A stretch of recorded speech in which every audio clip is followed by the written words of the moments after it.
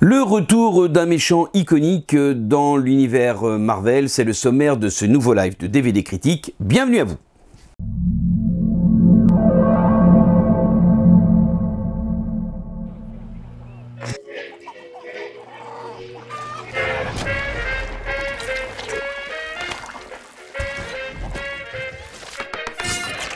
I say either, you say either, I say neither, and I say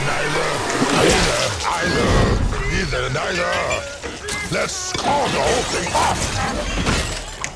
Coco! Ketchup! T'as dit quoi? Bon appétit.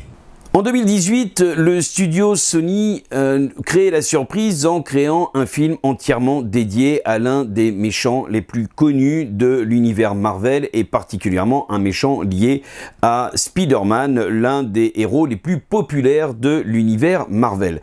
Pour donner trait à cette aventure, l'acteur Tom Hardy a été choisi, c'est Ruben Fleischer que l'on connaît pour avoir participé au film Bohemian Rhapsody ou encore au film, pour avoir réalisé le film Rocketman.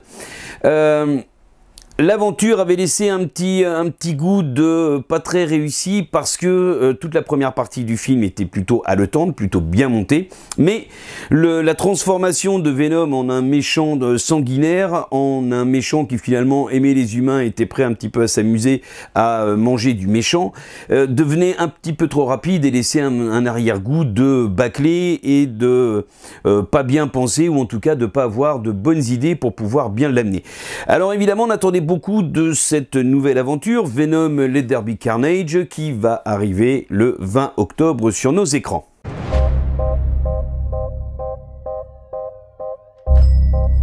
Bonsoir Eddie. Bonsoir, Madame Chen. Bonsoir Venom. One Shanghai, Madame Chen. Il vous dit bonsoir.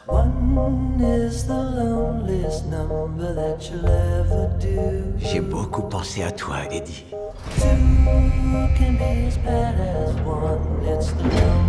Parce que toi et moi, nous sommes pareils.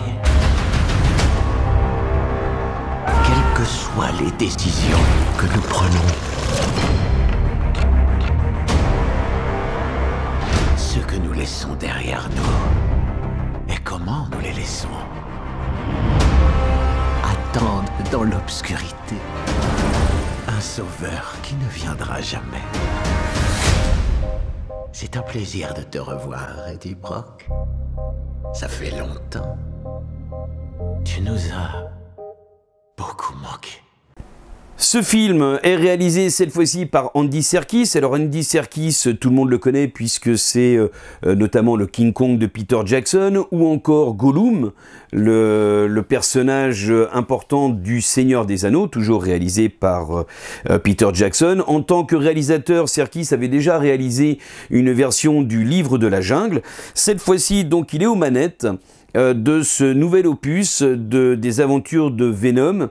Et on espère justement que cette fois-ci, eh bien, les erreurs du passé soient un petit peu effacées. Malheureusement, le résultat est très en dessous de ce qu'on pouvait attendre. Alors d'abord parce que si Serkis est un bon réalisateur, c'est un réalisateur de commande. C'est pas quelqu'un qui va apporter sa propre patte, sa propre touche. On est très loin d'un Spielberg, on est évidemment très loin d'un Nolan ou d'un Villeneuve. Serkis fait un film un petit peu à la manière de Ron Howard, c'est-à-dire il fait ce qu'on lui demande.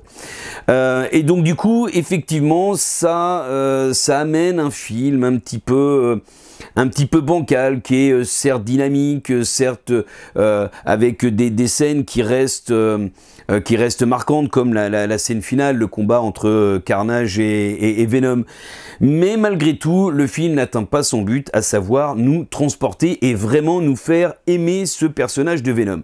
Et notamment, le problème autour de Venom, ce sont ses interventions, parce que le personnage intervient souvent, beaucoup dans la vie d'Eddie Brock, pardon, le personnage qui devient son hôte, donc qui est joué par Tom Hardy. Alors certes, l'acteur s'amuse beaucoup, on le voit bien, parce qu'il doit jouer ce personnage un petit peu schizophrénique, un petit peu à la limite de la folie, parce qu'il est habité par cette créature, mais les interventions tombent souvent à plat. On a l'impression que Sony, que Serkis et toute l'équipe ont voulu faire de Venom, un méchant, certes, mais pas à la mesure de Deadpool où le méchant, enfin le personnage n'arrête pas de transgresser toutes les lois possibles de la narration.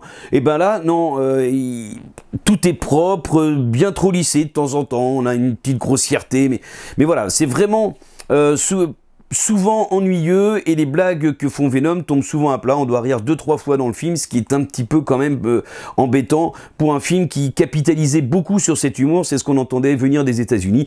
Un film plus réussi que le premier, mais beaucoup plus drôle. Et ben force est de constater que les Américains et les Français n'ont pas vraiment le même genre d'humour, parce que le film tombe rapidement à plat.